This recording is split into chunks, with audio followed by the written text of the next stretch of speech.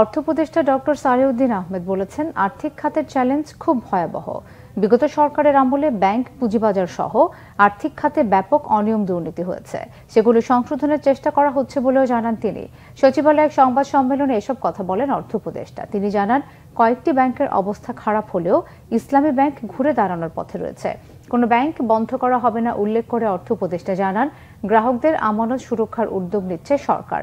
পুঁজিবাজারে ক্ষুদ্র বিনিয়োগকারীদের কিভাবে ক্ষতিপূরণ দেয়া যায় সে বিষয়টি বিবেচনা রয়েছে সরকারের। বলেন, বাজারে নতুন কোম্পানি আনার চেষ্টা চলছে। কারসাজি বন্ধেও কাজ করছে সরকার। কলকারখানা বন্ধ থাকার পরও শেয়ার বাজারে কৃত্রিমভাবে দাম বাড়ানোর সমালোচনা করেন সালেউদ্দিন আহমেদ। তিনি বলেন, আর্থিক খাতে সরকার এমন সংস্কার করতে চায় যাতে করে পরবর্তীতে অর্থ পাচার, টাকা চুরি, ব্যাংকের টাকা তছরুফ করতে ভয় পায়।